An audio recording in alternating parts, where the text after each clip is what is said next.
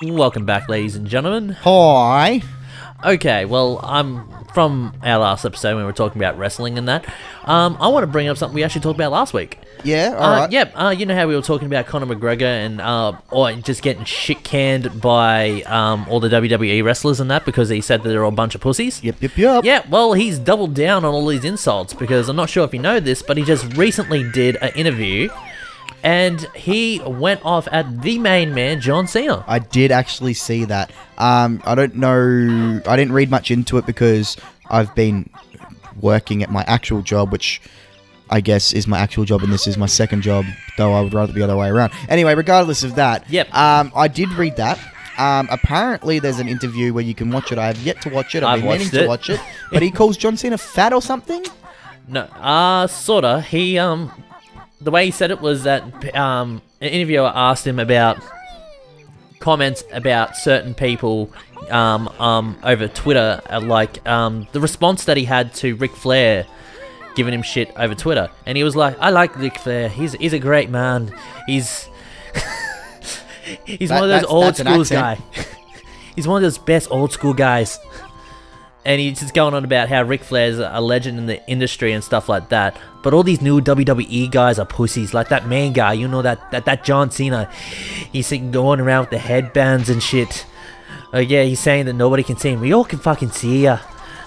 He's a fucking 40-year-old. He's like 40-year-olds, man. He's like a 40-year-old rejected Mr. Olympia. He went from Irish to something. I went to Irish to something. Deleted. Deleted. You went, that was some form of accent. Like, I'll give you an A for effort. I'm trying. I love Connor's voice. I'm trying to do it, but it's really hard to sink it in. Like, I have Irish friends, but just think, fiddly dee potatoes. fiddly potatoes. There you go, fiddly dee potato. But his the way his voice is, it's so much louder. Well, from what I read, from what I did, cockiness is a different like dialect level when you're trying to talk like him. I've seen some guys that are able to do it perfectly, and I think it's hilarious. But I'm still trying to get that point. Come on. But yeah, 40-year-old rejected Mr. Olympia.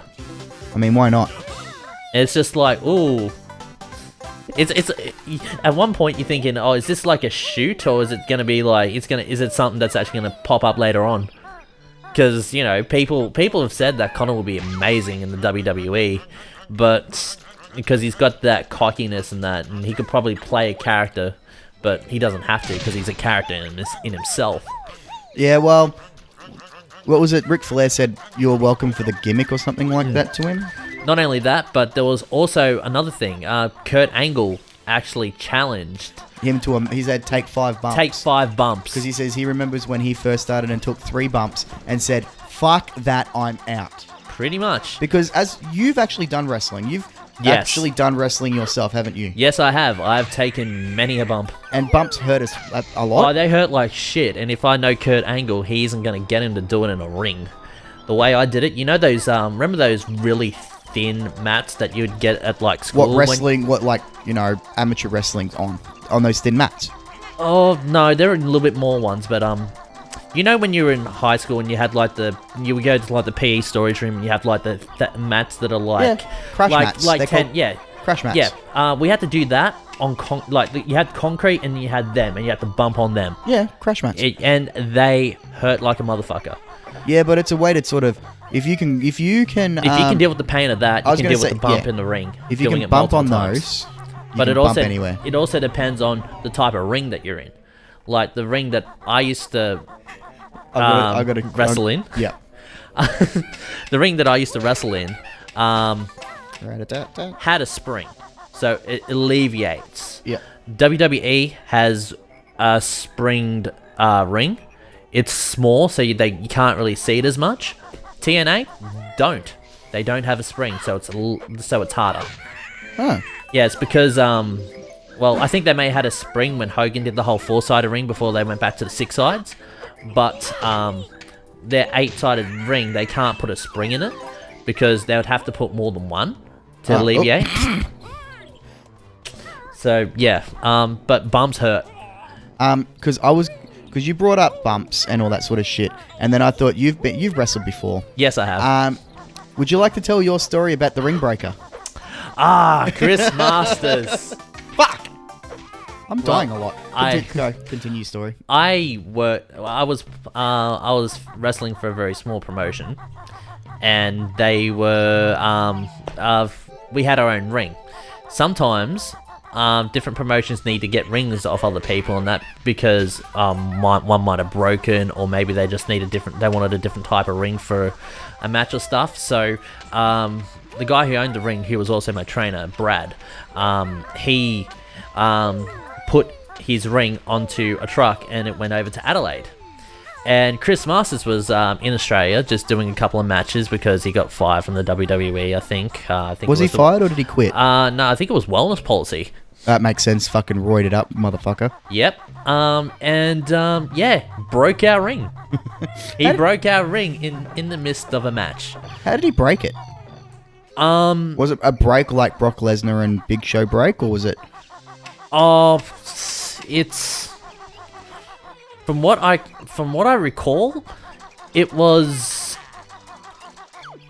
he was fucking around with one of the legs of the ring. It was a four-sided ring in that, but with one of the corners in that, he actually fucked the pole, and in doing so, that half of the ring just collapsed in on itself during the match.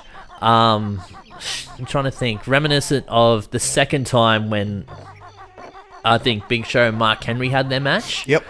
When one side of the ring got broken, and even during the main event that was up next, how only one side of the ring was fucked. Yep. That's essentially what happened when Chris Masters was being a dick, because he is a fucking dick in real life, and had to pay us, pay them, like, he paid Brad, I think it was $500-$600, because he actually built the ring out of scrap metal and that, but made it so it was durable. We wrestled in it. We knew how the ring worked. It wasn't a shoddy ring, but he was a fucking dick.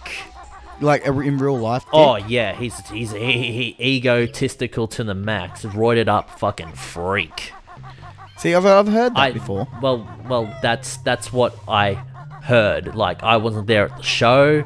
I'm only hearing this from other sources, but he's not exactly too much of a nice person, and that's why he went off and started wrestling in other places around the world, like AAA for Luchas over in Mexico, and got pissed off because the cartels wouldn't pay him, because people say that AAA is owned by the Mexican cartel. Which wouldn't really surprise me, to be honest with you. No, a lot of money's going through that. A lot of Mexico. Yeah, well, because Alberto Del Rio wrestled for them for a while, didn't he? He did his original training and stuff until he got signed. Then he came over from Mexico to the WWE on a developmental contract. Mm-hmm. And then he before he was Alberto Del Rio, when, you know, getting this push and stuff and that on Alberto SmackDown. El Patron. He played a cop on Raw, like most developmental guys do. They get, you know, small side little jobs as either a small character going on stage on stat, or just being like a random cop that gets pulled into a storyline or something. Fair enough.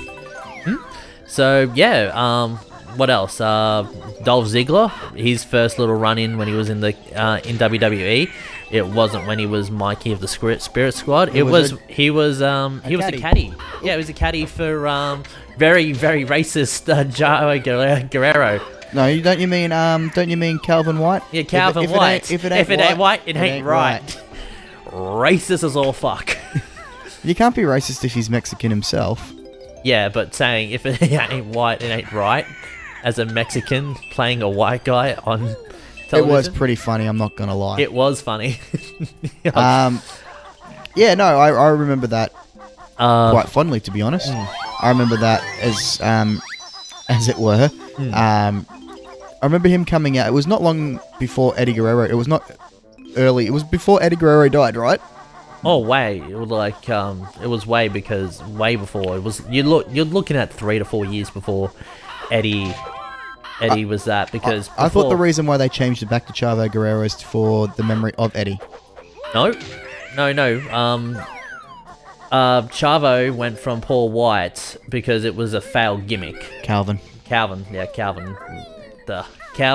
They turned him back to just normal Chavo Guerrero, and then after Eddie was doing all the stuff for the cruiserweight with his brother and that, they teamed Chavo and his brother up to actually win the tag titles.